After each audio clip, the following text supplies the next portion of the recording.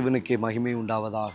எனக்கு அன்பான தேவ பிள்ளைகளே, இந்த நாளிலும் இந்த காலை நேரத்தில் கர்த்தருடைய வார்த்தைகளை கேட்டுக்கொண்டு இருக்கிற உங்கள் வாழ்க்கையில் தேவனாகிய கர்த்தர் கிரியை செய்வாராக, ஆச்சரியமாய் நடத்துவாராக.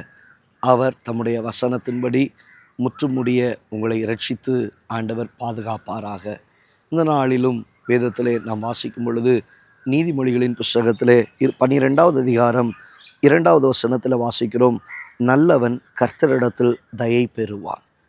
நல்லவன் கர்த்தரிடத்தில் தயை பெறுவான். ஆம் தேவ பிள்ளையே, இன்றைக்கு நம்முடைய வாழ்க்கையில் தேவனிடத்திலே தயவை பெறுவதற்கு நாம் என்ன செய்ய வேண்டும்? தேவனிடத்திலே தயை பெறுவதற்கு நாம் நல்லவர்களாக இருக்க வேண்டும்.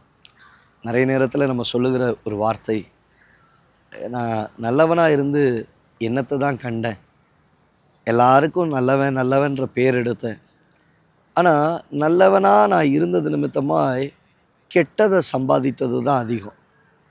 கெட்டதை சம்பாதித்தது தான் அதிகம். இன்றைக்கு இந்த உலகம், நீங்கள் எவ்வளவு நல்லவங்களாக இருங்க, உங்களை கெட்டவர்களாகவே அது சுமக்கும், கெட்டவர்களாகவே உங்களை பார்க்கும்.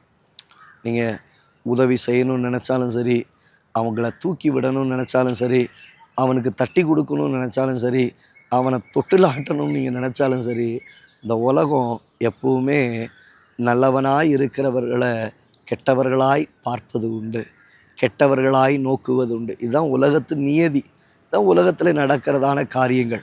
தேவனாகிய கர்த்தர் நம்முடைய வாழ்க்கையில் செய்கிறது என்ன? மனுஷன் அவனுக்கு பார்வைக்கு முன்பாக நம்ம நல்லவர்களாக இருந்தாலும் கெட்டவர்களாய் அவன் பார்க்கிறான். தேவனாகிய கர்த்தர் செய்கிற காரியம் என்ன தெரியுமா? அவருடைய பார்வையில் நாம் நல்லவர்களாக இருந்து ஓட ஓட ஓட ஓட ஓட தயையை கிடைக்க பண்ணுகிறார். நல்லவன் கர்த்தரிடத்தில் தயை பெறுகிறான். ஆமாங்க, நீங்கள் மனுஷனிடத்தில் இல்லை, கர்த்தரிடத்தில் தயையை பெறுறீங்க. வேதத்தில் நீங்கள் வாசிக்கும் பொழுது ஆமான் என்கிறவன், அவன் அங்கே பார்க்கும்போது பயங்கரமாக அங்கே காரியங்களை நடத்தி கொண்டு இருக்கிறான். ஒரு நாள் வந்தது, அவன் தான் செய்து வைத்ததான தூக்கு மேடையிலே அவனே அழிக்கப்பட்டான். அவன் கெட்டவனாகவே இருந்தான்.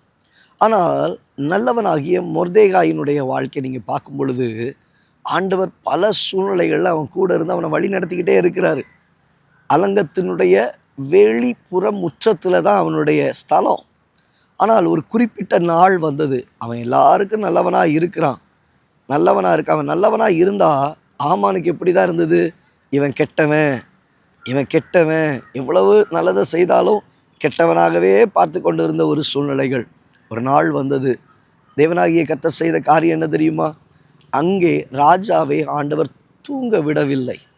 ஆமாங்க, நீங்கள் நல்லவர்களாக இருக்கும் பொழுது உங்களுக்காக கிரியை செய்யத்தக்க சில நபரை கர்த்தர் எழுப்பும்போது அவங்கள தூங்க விட மாட்டார், அவங்கள உறங்க விட மாட்டார், அவங்கள தட்டி எழுப்புவார். நான் ஏதாவது செய்யணுமா, நான் ஏதாவது காரியங்களை நடப்பிக்கணுமா, தெரியலையே, நாளாகம புஸ்தகத்தை கொண்டு வாங்க, அதை வாசிக்க ஆரம்பிங்க. யாருக்கு விடுபட்டது? அப்போ தான் வசனம் சொல்லப்படுகிறது, மொர்தேகாய்க்கு விடுபட்டது. அப்போ அந்த நேரத்தில் கர்த்தர் அங்கே மொர்தேகாய்க்கு வேண்டிய தயவை கர்த்தர் பாராட்டினார். நம்ம நிறைய நேரத்தில் நினைப்போம், ஒன்றும் நடக்கலையே, ஆண்டவருக்கு தெரியுங்க, சமயம் வாய்க்கும் பொழுது காரியங்கள் கைகூடி உங்களுக்கு ஏற்ற தயையை கர்த்தர் உண்டாக்குவார். இன்றைக்கு இந்த வார்த்தையை கேட்டுக்கொண்டு இருக்கிற உங்கள் வாழ்க்கையில் அதற்கேற்ற தயையை பெருக பண்ணுகிறவர். நல்லவன் கர்த்தரிடத்தில் தயை பெறுவான். தேவனாகிய கர்த்தரோ உங்கள் வாழ்க்கையில் ஏற்ற தயவை தந்து தயையை கொடுத்து ஆசீர்வாதமாய் நன்மைக்கு ஏதுவாக உங்களை நடத்துவதற்கு அவர் உண்மையுள்ளவராக இருக்கிறார். ஆகையால் நீங்கள் சோர்ந்து போயிடக்கூடாது, மற்றவங்களை பார்த்து நீங்கள் சோர்ந்து போயிடக்கூடாது, உடைஞ்சு போயிடக்கூடாது. ஐயோ, அவங்கெல்லாம் இப்படியெல்லாம் இருக்காங்க, அவங்க நல்லா தானே இருக்காங்க, நான் நல்லவனாக இருக்கிறதுனால என்னத்தை வாங்கினேன்? இல்லைங்க, நீ நல்லவனாகவே இருக்க தான் கர்த்தர் அழைத்திருக்கிறார். அவன் என்ன தான் உன்னை முதுகில் குத்தினாலும் சரி, உனக்கு விரோதமாக எழும்பினாலும் சரி, உன்னை காயப்படுத்தினாலும் சரி, நீ நல்லவனாயிரு. தயவை கர்த்தர் பாராட்டுவார், தயவை கர்த்தர் காணும்படி செய்வார், தயவை கர்த்தர் உங்களுக்கு கொடும். கண்களை முடி ஜெபிக்கலாமா? நல்ல தகப்பனே, இந்த வார்த்தைகளை கேட்ட முடிய ஜனங்களுடைய வாழ்க்கையில் நான் நல்லவனாக இருந்து என்னத்தை கண்டேன்? போதும் நல்லவனாக இருந்தது இல்லை, வேண்டாம். வசனம் தெளிவாய் சொல்லுகிறது, நல்லவன் கர்த்தரிடத்தில் தயை பெறுவான்.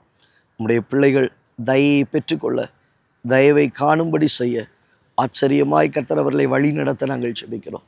தாழ்த்தி ஒப்பு கொடுக்கிறோம். ஏற்ற காலங்கள் ஏற்ற நேரங்கள் வரும் பொழுது உடைய பிள்ளைகளுடைய வாழ்க்கையில் கர்த்தர் பாராட்டுகிற தயையை அவர்கள் காண உடைய நாமத்தை மகிமைப்படுத்த கர்த்தர் நீர் அவர்களை உயர்த்துகிறதை உணர உதவி செய்யும். இயேசுவின் நாமத்தில் பிதாவே, ஆமென். ஆம் தேவ பிள்ளையே, இன்றைக்கு தேவனாகிய கர்த்தர் உங்கள் வாழ்க்கையில் தயை பாராட்ட நீங்கள் நல்லவர்களாய் இருக்க வேண்டும். உடைய பாதைகள் நல்ல பாதைகளாய் இருக்கட்டும். ஏற்ற நேரங்கள் வரும் பொழுது தயவை பாராட்டுவார், உயரத்தில் தூக்கி வைப்பார், கர்த்தர் ஆசீர்வதிப்பார். God bless you. God bless you. God bless you.